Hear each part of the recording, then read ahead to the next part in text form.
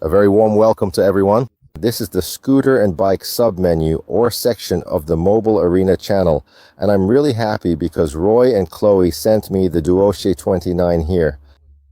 You know, I've had a bit of a run-in with Duotts recently because the bikes we've seen from them so far just haven't appealed to me.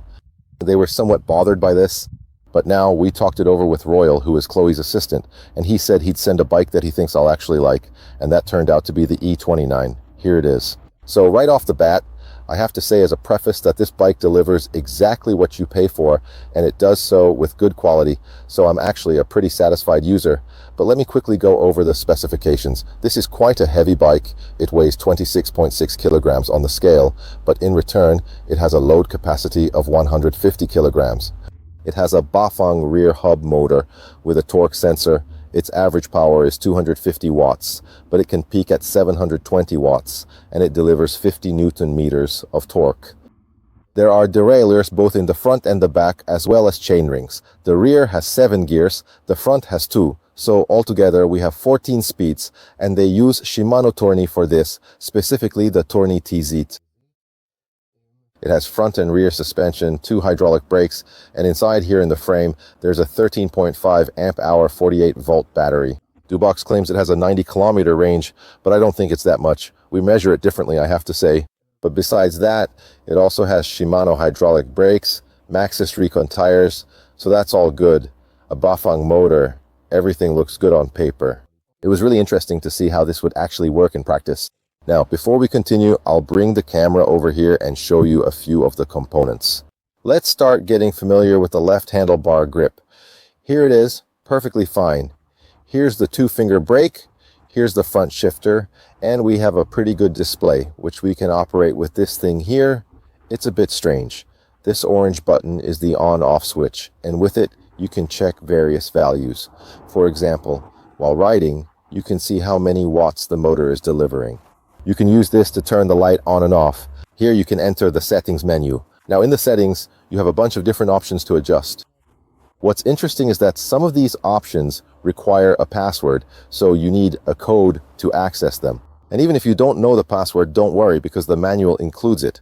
The point is, you have to dig through 2 different menus if you want to change something like the speed limit, so you really have to work for it because they assume that by default, the important thing is to stick to the EU regulation of 25 kilometers per hour, and that shouldn't be exceeded. So that's the default, but there is an option to boost it, and you can actually crank the assist up to 40 kilometers per hour. So you can adjust the level of assist with the plus and minus buttons. If it's set to 0, there's no assist at all, and you can go up to 5, which is already called boost, and it's even labeled as such.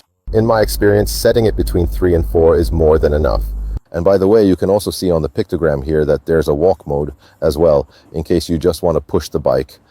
On the other side, you have the other shifter and the other brake lever, and I think the sharp-eyed among you will notice that there's a throttle installed here. This doesn't come with the bike by default, but they send it along and you can install it if you want. With this, the bike can be operated without pedaling, just by pulling the throttle. Personally, I think it's silly, but for the sake of completeness, we put it on, and the wiring is already set up for it because we definitely wanted to try it out. Now, our stem might be a bit long if you're not that tall, but overall, it's fine. And then the first point that's visibly budget is the front fork, which is probably a spring suspension fork. Well, this one does tend to bottom out. It's not really adjustable, so you can definitely feel that it's not anything special. On the other hand, the front wheel has a quick release, which is definitely a plus. Here's the other suspension fork, and this one is already an air-sprung solution. From the factory, this was set to around 200 psi, or even more, which is extremely hard. The spring, or rather the suspension fork, did not move at all. It barely worked at all, so I had to let some air out, and with a PSI value between 80 and 100, it actually started to work quite well. So that's what you need to know about this one. The seat is relatively comfortable. It's not one of those super cushy ones that look nice and seem soft, but after a while you end up not liking them. Instead, this is a decent seat, and here at the back you can see the Bafang hub motor and the 7-speed Shimano Tourney TZ shifter, so that's basically what this setup offers. Overall, you can say it's put together quite well. The geometry is good, so it's really okay, but the main thing, of course, is what it's like to ride. Well, actually, we tried this out in two types of environments. One was the urban setting on bike paths and smaller side roads. It's a really, really pleasant machine. The thing is, if you start pedaling, even if you don't hit the 25 kilometers per hour speed limit, you'll still have a very comfortable ride. You have a lot of gears. In fact, there are 14 speeds. You'll definitely find a gear ratio that's really comfortable for you. The motor assists and you can cruise along at 25 kilometers per hour with a very relaxed pedaling. If you remove the speed limiter, then in third gear with assistance level 3, you can comfortably go about 28 to 29 kilometers per hour. If you set it to level 4, then it's very comfortable up to about 32 to 33 kilometers per hour. And if you put it on level 5, you're still not pedaling insanely fast, and you can go 36 to 37 kilometers per hour with pedal assist, of course. That's already a bit much in the city, but when you get to a slightly hillier area and you have to start climbing, then you'll definitely use the 5th level because it really helps a lot. Of course, you'll shift the gears to something a bit easier, but you can go up almost any street at 15 kilometers per hour, so it was absolutely no problem to get around with it. I didn't find any street here in the Buda area that posed a real challenge for it, even though I specifically looked for tough spots, so I went on some really steep sections too. So for city use, it's really great. It delivers the power very smoothly, and you can even see a little scale next to the KMH showing exactly how many watts it's putting in at the moment and how much more it can give if you want it to push harder for you. So from this perspective, it's really very good. And then I talked to Rosta, who is the editor-in-chief of Pro Hardware and also an avid mountain biker, to come with me off-road, try it out himself, and share his opinion about it. So first he tried it out, and then he shared his opinion. The previous bike, as you might remember, was also advertised as an off-road bike. It was that monster with motors in both the front and back, looking like a fat bike, weighing over 40 kilos and with completely unmanageable power. Because of how uncontrollable it was absolutely useless off-road. But personally, I also felt it was a bit dangerous in the city too, because it could pull you into traffic or do something similar. This bike is completely different. Of course, I could look for faults and find some, and compared to an e-bike that's 3 times more expensive, its suspension is definitely better and it delivers power even more smoothly. But this bike, as it is for this price, I would say it's a bicycle that I would already dare to take on lighter off-road trails. The weak points, which I can actually list right away, are probably the same as what we find weak in other bikes in this category as well, and that's the front fork and the rear suspension, especially the shock. There's not much you can adjust on these. They rattle and clatter a bit, and honestly I don't even know how durable they'll be in the long run, which is why I wouldn't dare recommend them for more serious off-road use, for example. The rear shock is quite stiff by default, but when deflated it doesn't fully extend, so there are some minor issues with this component. But honestly, the drivetrain, which is what provides most of the experience on an e-bike, especially if you only use it on simple trails and in the city, I have to say it's 95% perfect. The tires are absolutely fine. These are Recons. For those who might not know, Maxxis is a pretty reputable brand in the mountain biking world, and the Recon is one of their serious tires, a so-called trail tire designed for more demanding off-road conditions. That's why, in fact, this tire is a bit of overkill for city riding. It's actually heavy for urban use. Of course, with the motor, that's not such a big deal, but this tire is really made for going off-road as well. Obviously, the shifting components are pretty entry-level, both front and rear, as well as the shifters. They're basically from Shimano's cheapest set. The brakes are hydraulic, which is a big plus because cable brakes often have issues, especially on bikes of this weight. But these are Shimano hydraulic disc brakes, and the brake levers are 2-finger type, so you can pull them with quite a bit of force. That means you can stop this bike nicely even on a downhill, despite its weight.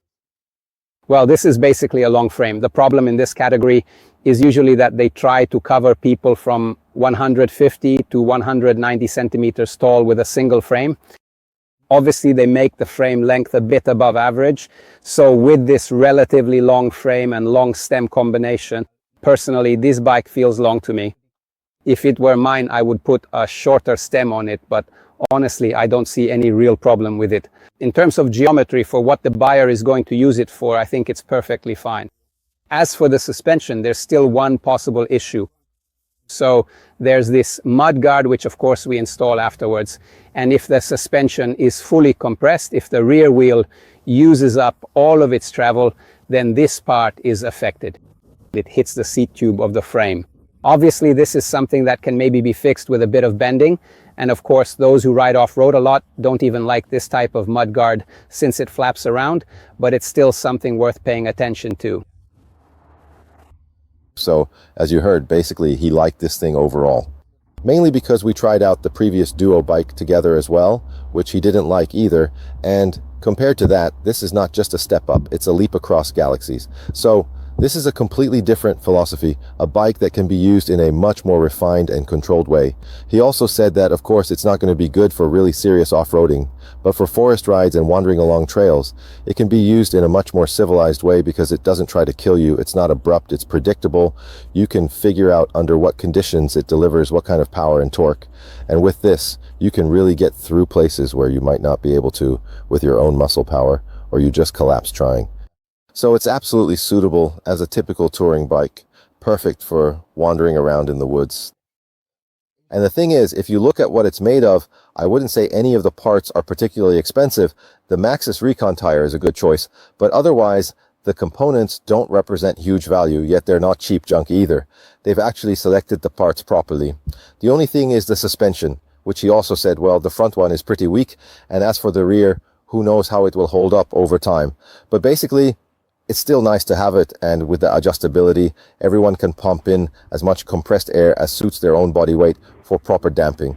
Overall, he was very satisfied with it, and if he says it's a decent bike, I believe him.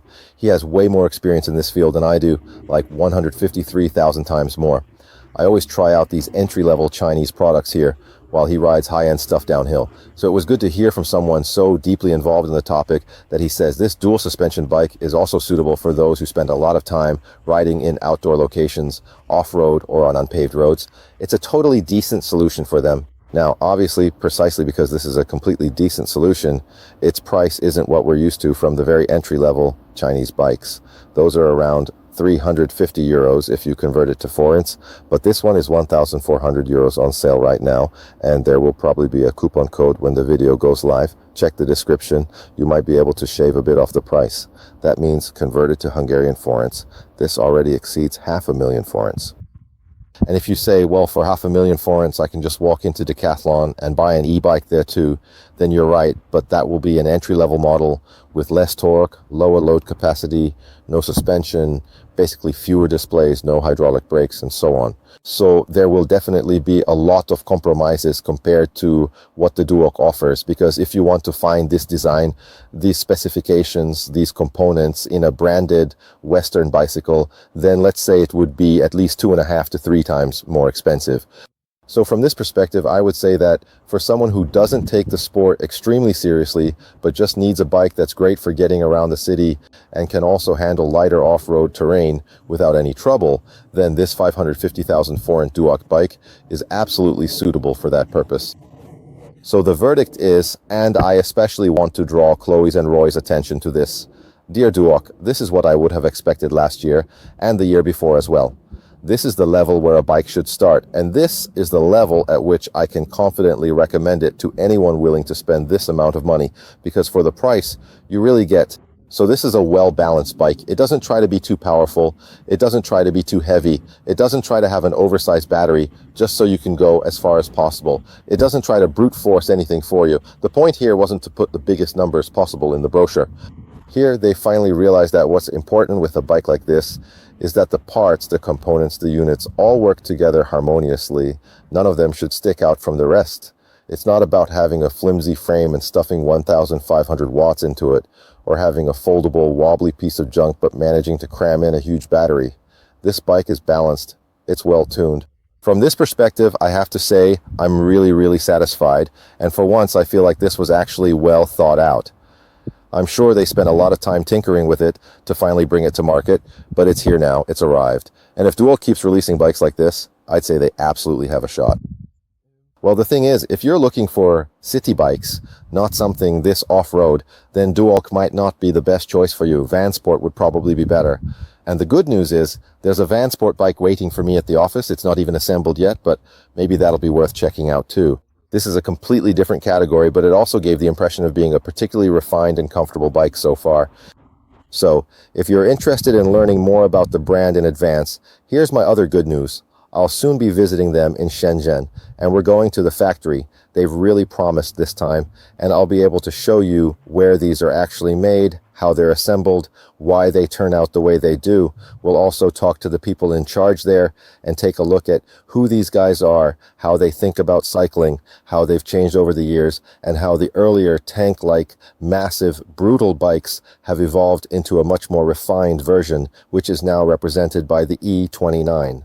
Well, that's it for this video. I talked quite a lot about it because honestly, I really like it. In fact, we're very likely going to keep this bike because we need it and we enjoy using it for our daily commutes. So I think it's definitely a positive sign for a bike if we say that this thing is staying with us. And in this case, that's definitely an option. I would definitely say that if you want to see more content like this on the channel and you haven't subscribed yet, you know what to do. Hit the button and you'll be subscribed. If you have a comment, write it down. I'm always happy to read them, and I'll incorporate the constructive ones into the next video, which will most likely be about the Vansport OT05, at least in terms of bikes and scooters. And let me also mention that a Joyer T10 has finally arrived, so now I have something new to test in the two-wheeled category again. Well, it's now mid-September, and I think these options will be available until the end of October. After that, these Chinese manufacturers won't be sending anything here since there's no real season for these two-wheelers. But for anyone who still thinks it's worth investing in something like this in time, I can check the coupon code for you. And if I've convinced you, I'll finally say about a Chinese bike that I think it's really great. I haven't been this enthusiastic about a bike in a while, but now this thing has managed to reach the level I expect from a bike. Well, that's truly it for this particular video. Thank you sincerely for watching. We'll see each other very, very soon in another exciting and informative one. Bye for now, everyone.